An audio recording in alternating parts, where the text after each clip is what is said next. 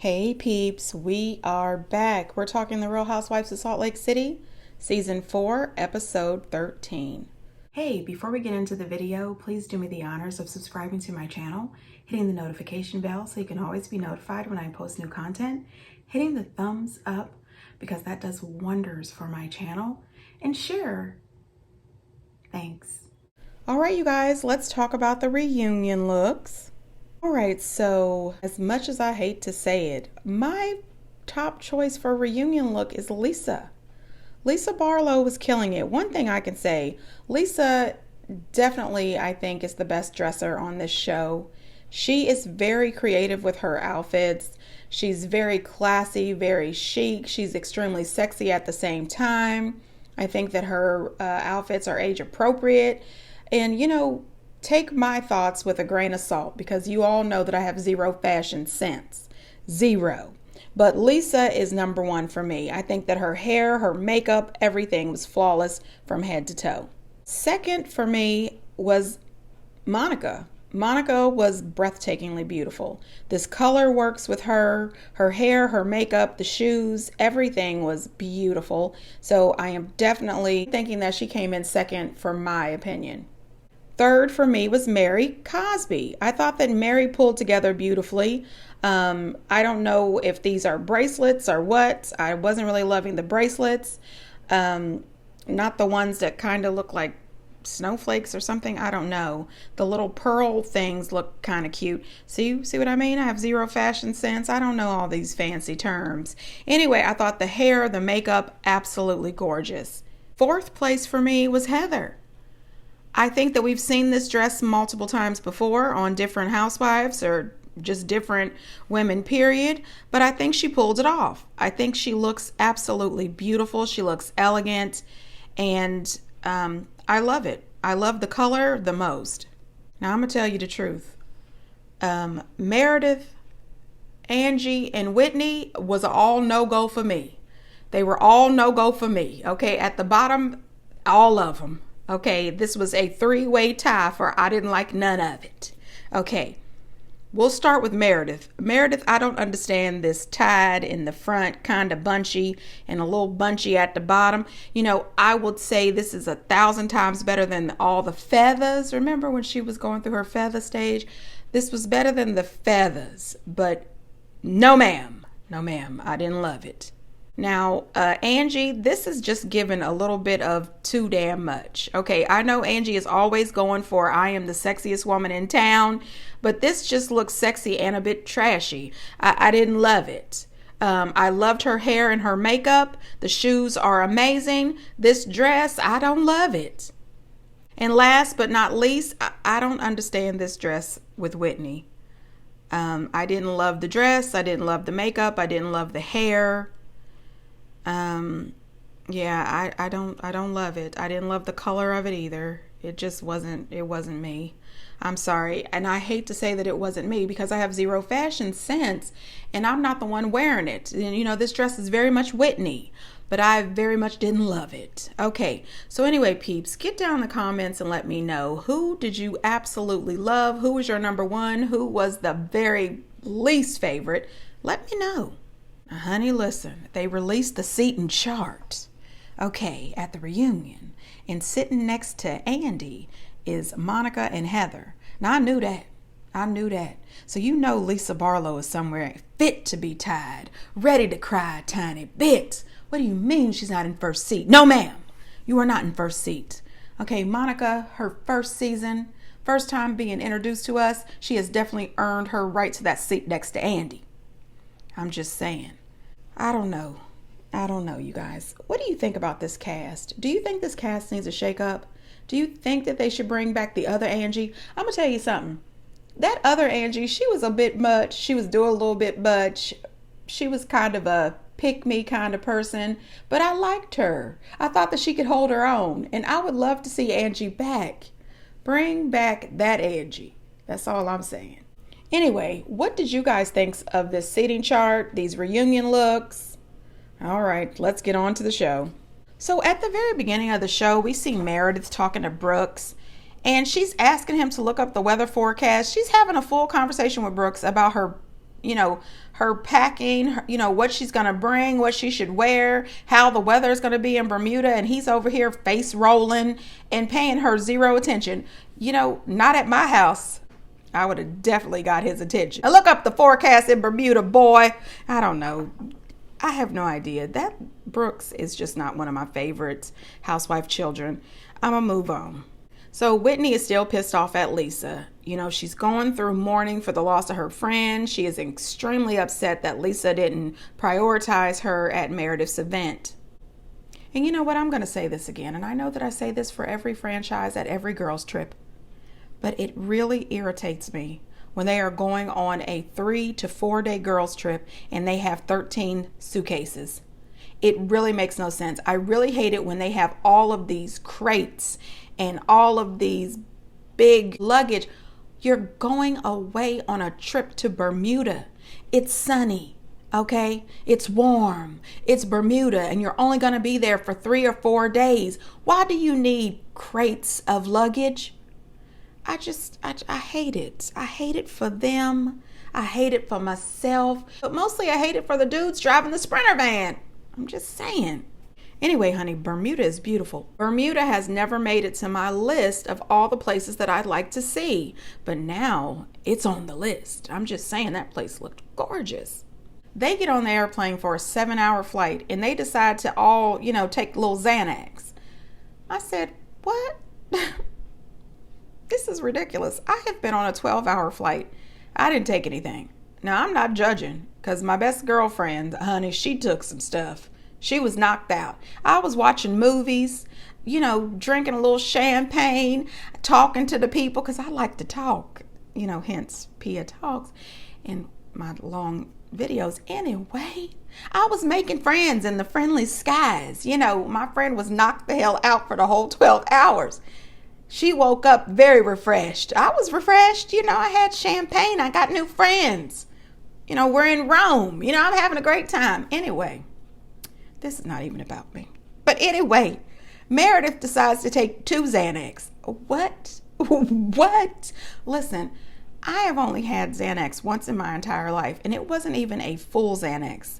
It was like one of those 0.5s, and then I broke it in half. Okay, because I had never had one before, and my best friend thought that maybe I needed a little Xanax. I was having a rough time, okay?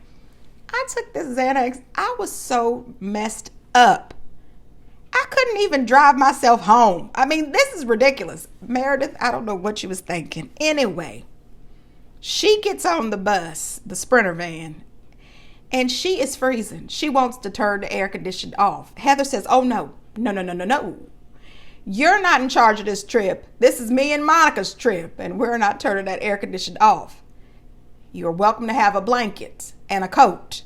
She's wrapped up in this blanket and this coat as if she is stranded out in the Alaskan wilderness. I said, oh my God, what is happening with Meredith? Like, it's the Xanax.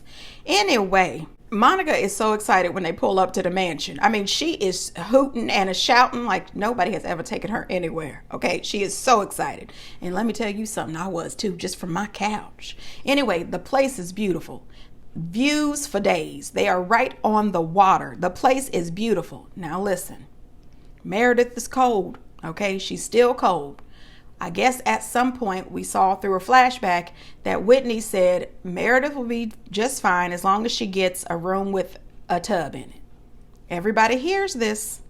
The girls go around the house picking out their bedrooms. Now Meredith, who was still freezing, walking around with a shawl on, I don't know why everybody's running around. I have no idea. I'll just go, mosey along and pick out my room. Well, you know what they say, when you sleep on something, you miss the hell out. The early bird gets the worm. Okay, maybe a little pep in your step might have improved your room situation. This lady, not only did she not get one of the good views, she also did not get a room with a tub in it. Now, everybody knows that's Meredith's stick, okay? Every season, there is a scene with this woman in a bathtub. Well, honey, listen. She didn't get a room with a tub this time, and boy, was she pissed. All the girls get together, they're about to eat. Now, this place put out a real big spread, but there was a whole lot of lettuce. And everybody who knows me knows I don't like to mess around with the lettuce. Okay, I like to order salad with a little bit of lettuce. I don't like a lot of lettuce in my salad. And what I mean by that is I don't like that fancy lettuce. Okay, I am an iceberg lettuce person. And I know what you're about to say. That's just water. There's no vitamins to it. I know that. Okay, I think that other lettuce tastes like medication. I know it's ridiculous, but it's in my head. I'm gonna get some help. But I truly do believe that, all that romaine and all that other kind of fancy lettuce that I don't know the name of because I don't mess with lettuce, it tastes like medication. So I wouldn't have really enjoyed myself at this lunch, unless they had, a little iceberg lettuce. Anyway, Meredith is upset because she can't get in the tub. Nobody else gives a shit. And I mean that. Nobody else gives a damn. Monica, however, she goes and hangs out with Meredith, eats her lunch in there with Meredith. She cares. She wants to know what Meredith is feeling. How are you doing? Oh my God, I'm so sorry that you don't have a tub. She's very supportive. We'll keep talking about this support. Anyway, she leaves out of there somehow, goes down to let Heather and Lisa know that Meredith is not feeling well. She's very upset regarding not getting a tub. Heather and Lisa don't give a shit. She's not getting a damn tub. She'll get over it. I said, damn, what a friendship. I mean, with friends like these, who the hell needs enemies? Lisa, you and Meredith just met up and tried to hash things out. Y'all supposed to be friends. You're supposed to be building your relationship. You don't care that this woman is not feeling well. And you also don't care that, she wants a bathtub. She don't give a shit. Okay? I said, wow, Lisa, she never lets me down when it comes to being selfish. Whitney ends up hanging out with Angie. Lisa ends up spending a little private time alone with Heather. Now, Heather is out here pretending like she is saying something positive to Lisa, but she knows good and damn well what she's doing and what she's saying, and she's stirring the pot because Heather is a true pick-me, in my opinion. Daddy, watch me twirl. Daddy, watch. You know what? That was me as a child, except for I was screaming for my mom and dad to, watch me twirl. I was really let me just tell you, this is not about me, but I was a majorette and I was good at it. I was so good at it. Anyway, this is not about me. But anyway, Heather is absolutely doing her best to piss Lisa off, telling Lisa that Whitney has been working very hard to help Lisa become a better person and not be so selfish and self-centered. And I said, if that's what you've been doing, Whitney, you are doing a shitty job of it, because this woman is even more selfish and self-centered. She's a narcissist. And I'm just saying that. That's just my opinion. I don't have a degree in psychology. No, ma'am. No, ma'am, I do not.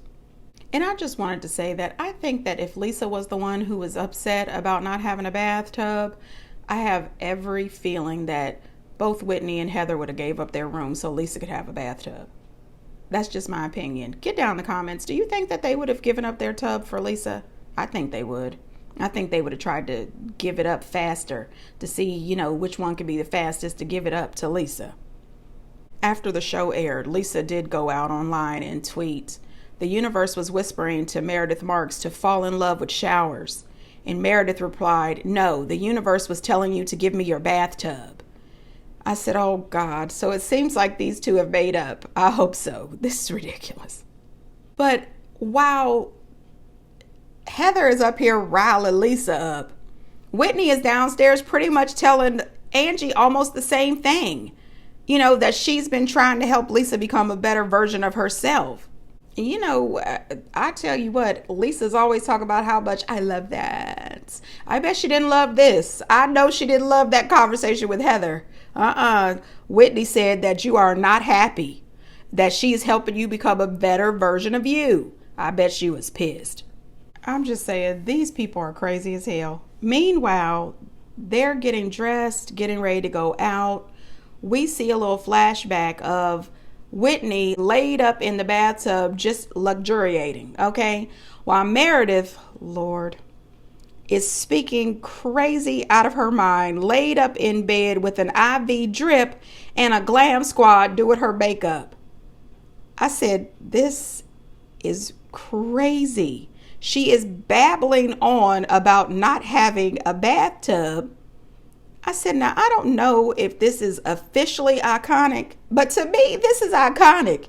You are clearly out of your mind off the Xanax. You're getting the IV hydration vitamin drip and full on glam from the bed while bumbling on with your glam squad makeup artist about the fact that these girls don't give a shit or respect you because you don't have a bathtub. I have never seen such. This is crazy as hell. And I was entertained. Now, honey, later they decide to get on the Sprinter van to go out to dinner. Now, Meredith, Lord, this woman walks onto that Sprinter van like she had just walked off the cover of Vogue. She looked refreshed and absolutely beautiful. I mean, her outfit, everything. She was gorgeous from head to toe. And everybody's like, hey, Meredith, hey, Meredith. She said, wait. Who here has a room with a bathtub in it? I do. Me. I do. Me too. You all saw that I was white as a ghost, covered in blankets in the middle of an island, very ill. I said I'd like to warm up, I'd like to take a bath, and somehow I got shoved into one without a bathtub. Everyone has a bathtub. I said, you too, Monica? I mean, Monica sat there and listened to this woman go on and on about this bathtub situation, and not once did she offer to give this woman her bathtub. Heather didn't offer, Lisa didn't offer, Whitney didn't offer, and you know good and damn well Angie was not about to offer. I said, I cannot believe this shit. Nobody offered? I would have offered. Now, I know that I'm not a part of the group. I don't know these people in real life, but if one of my girl group was sick, not feeling well, high off the Xanax, I would have said, you know what? We are not in Alaska. We are not outside in the wilderness. This woman is cold and it is 100 degrees out here. Something is not quite right. You want a tub? Have it. Okay, I will switch your rooms. It's not a big deal for me. I love a good shower. Period. They are jerks. That's all I'm saying. Also, I forgot. When Lisa and Heather was talking, and Lisa was saying that the only people that make her a better person is her husband, her kids, and God. And she says, unless Jesus walks across water, did anybody notice that Heather turned around to look as if Jesus was about to walk across the ocean? I said, Heather, what the shit? Girl, that cracked me up. Heather was funny in that moment. Monica did also turn the heat up for Meredith, so I'll give her that. She told Meredith that she turned the heat up to 80. And I said, that's going to be something when they get back from that restaurant. When they walk back into that house and the heat is on 80, oh, Lord, Monica is going to get it for that. Anyway, the ladies apologized to her for the tub situation, and she says that that's all she needed was them to apologize. But she brings it up later, so I don't think that's all she needed. I think that she really wanted them to give up that room with the tub for the rest of the vacation, and I just don't see that happening. So they are on this bus, and the next thing you know, it's an argument between Angie and Meredith. Now, I'm just going to say, Meredith ate. She ate Angie the hell up. I said, Lord, she is hydrated and ready to engage. And she came on here today, and she said, I am locked in and ready to collect this paycheck. We're going to first talk about this bathtub. Then if you want to bring it on, Angie, do that. I don't know what it was, withdrawal from being in the bathtub. Was it some sort of bathtub syndrome? I have no idea. But Meredith Marks said, I am here to argue, fuss, and fight with all of you. I don't give a shit. Let's talk about this bathtub, all of this stuff. Now, while they're arguing back and forth over this, I can annihilate you, I didn't put out the rumors, I could put out the rumors, I didn't say this, I didn't say that. Monica's over here taking selfies. She's having a full-fledged Sprinter van photo shoot. And didn't anybody notice that nobody jumped in to try to stop it? Nobody jumped in and said, hey, Angie, let's not do this right now. The woman just got off of IV. Come on, don't start this. Don't do this. Let's let this stop. None of that. Now, had Monica been arguing with somebody, oh my God, you're being aggressive. Calm down, Monica. Stop it. Stop it, Monica. Don't. It's a difference, right? Maybe it's because they weren't wearing pioneer hats. I don't know. And I did not miss Lisa's comment talking about, she said something, and I'm paraphrasing because I forgot to write it down, but she said something about butter isn't the only thing that Meredith knows how to turn, because she's really milking this situation with her not feeling well or something. I said, oh God, Lisa really is a terrible friend. I felt bad for the Sprinter van guy. He was amused, but all that screaming and hollering, I'd have put both of them the hell up out of that Sprinter van. I see that Meredith did post that she was going through some sort of bathtub withdrawal. I said, Lord, I thought so, girl. This is ridiculous.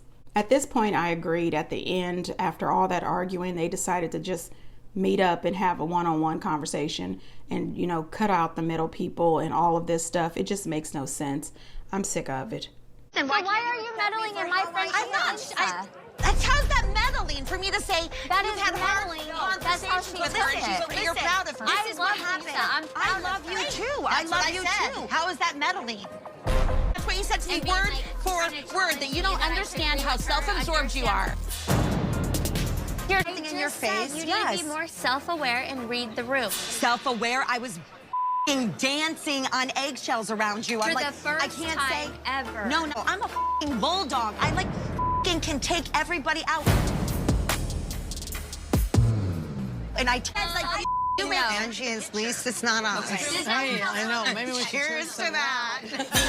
This is because She doesn't have a journey. She's Mormon 2.0. And for you to even sit there and say that. Oh, you want me to shut the up? Shut Are you for real? Okay. Yeah. You just said shut the up to me. Because I needed you to. Then you can say it in a respectful way. I'm pissed. Good. Good? I'm used to you being the one that comforts me and, you know. Moving forward, please just don't ignore me. You guys have no idea what Lisa and I's friendship is about. Well, tell And us, if we were explain to it to tell us. you, you'd all be triggered and try to ruin it. Oh, no. All right, so this argument between Lisa and Heather and Whitney at dinner, it was more odd to me. It seems like these two grown women were fighting over Lisa. They would all be triggered and try to ruin their friendship. No, ma'am. No, ma'am. The only person I can think of in that group that would ever possibly try to ruin a friendship between Whitney and Lisa is Heather. And the three of you idiots are sitting here going back and forth, screaming and hollering over absolutely nothing. I do not know why three grown adult women cannot have a friendship, either together or separately. It makes zero sense. It just seemed extremely childish. Whitney and the please don't ignore me. Whitney is acting like she is so needy, like a child, acting like a child, sounding like a child. It's too damn much. Did anybody else feel like that? And I really did enjoy Monica watching the action. Monica watching the three of them go at it while still eating her dinner and enjoying her best life. That was comical to me. It seemed like they were arguing over who's the furthest up Lisa's ass. And Heather didn't like her position. Didn't it seem like that?